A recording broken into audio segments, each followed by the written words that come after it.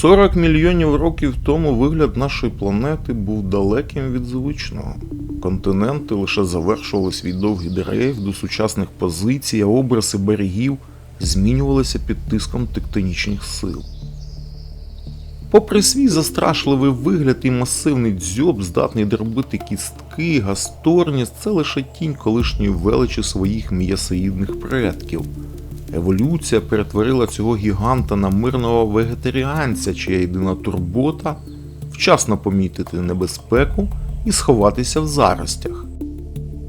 Гіракодонти – представники примітивних безрогих носорогів. На відміну від своїх масивних сучасних родичів, ці тварини покладаються на швидкість.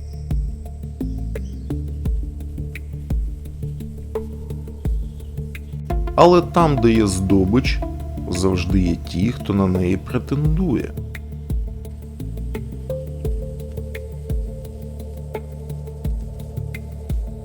Гіенодонти – домінуючі хижаки палеогену. Ці істоти не мають стосунку до сучасних гієн, їхня анатомія унікальна.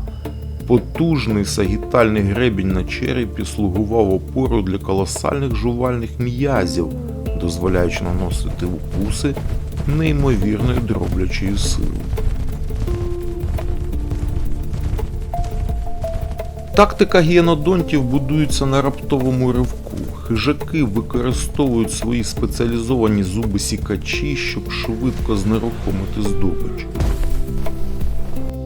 Проте в цих джунглях право на трапезу належить не тому, хто вбив, а тому, хто зможе її втримати.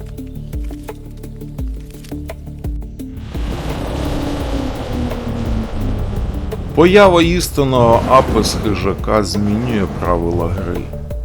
Ендрюсарх – вершина еволюційної думки середнього еоцену. Цей гігант, що перебуває у далекому спорідненні з сучасними бегемотами та китами, не потребує скритності.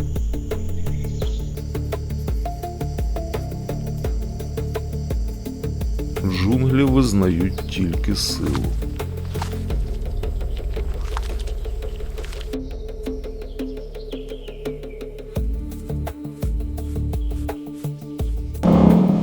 Кінцівки ендрюсарха відкривають вражаючий факт. Перед нами не пазурі типового м'ясоїда, а відозмінені копита.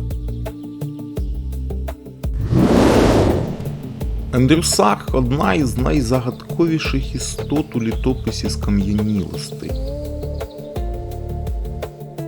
Він належить до групи мезоніхій, примітивних копитних, які віддали перевагу полюванню замість мирного випасу.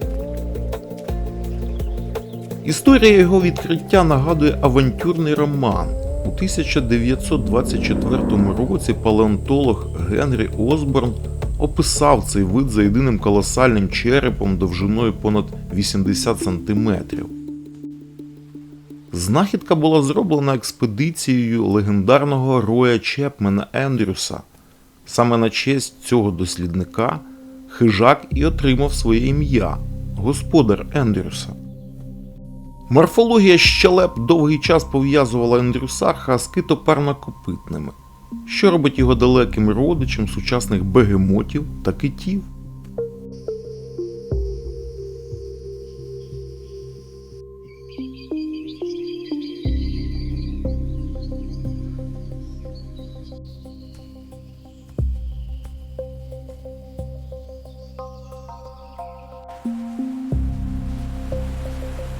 Багато дослідників бачать у ньому харчового опортуніста, гігантського збирача, який не гребує падлом або дарами океану, викинутими на берег.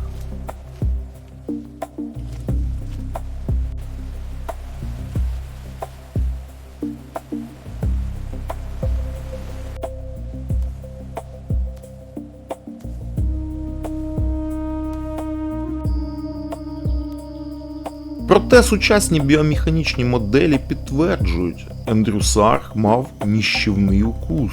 Це був вкрай небезпечний хижак, здатний як на методичний пошук падла, так і на стрімке силове полювання. Ембулотерії. Ці масивні родичі непарнокопитних здаються невразливими через свої розміри.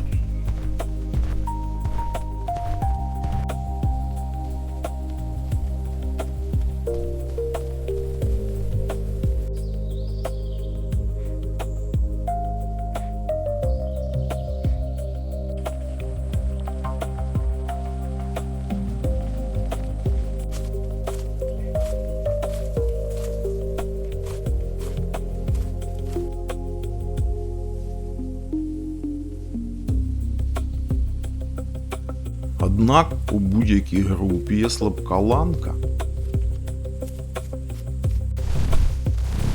Особливості скелета Ендрюсаха свідчать про те, що він не був марафонцем, але мав здатність до вибухового короткого ривка. Закон виживання суворий, стадо рятує себе, адже сутичка з таким хижаком – це ризик для всієї популяції.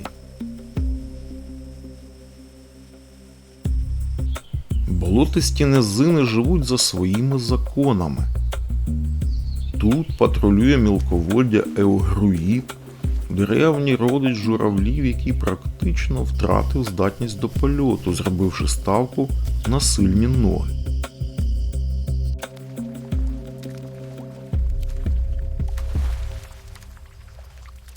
Планіокраніус – це сухопутний крокодиломорф, його лапи розташовані прямо під тулубом, що перетворює його на атлета, здатного бігати лісовою підстилкою з лякаючою швидкістю.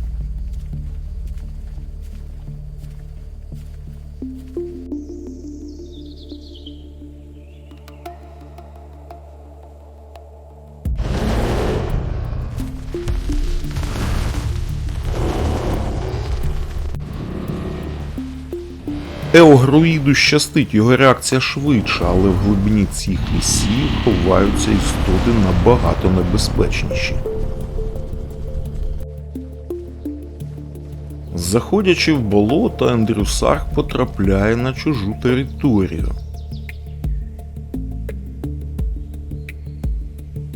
Саркастодон – 800-кілограмовий представник оксієнід. Еволюція розвела їх по різних нішах. Ендрюсах правив на рівнинах, а Саркастодон надавав перевагу густим лісам та заплавам.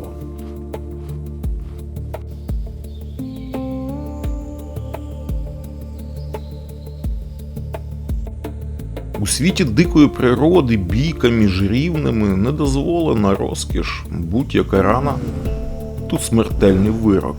Інстинкт бере вгору над агресією.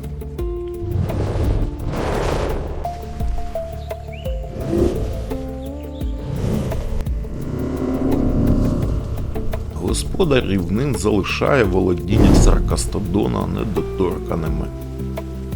У цій екосистемі достатньо місця для кожного, хто має силу. Вечірнє світло знаменує кінець ще одного дня у світі, який здається вічним. Але природа не знає статики. Через мільйони років клімат планети зміниться, тропіки відступлять, і звичний світ господаря Ендрюса почне зникати. Проте вимирання – це не завжди кінець шляху. Іноді це лише зміна форми, і хоча Ендрюсах як вид залишиться лише в камені, його спадщина розчинилася в океані, перетворилася на граціозних гігантів, на китів.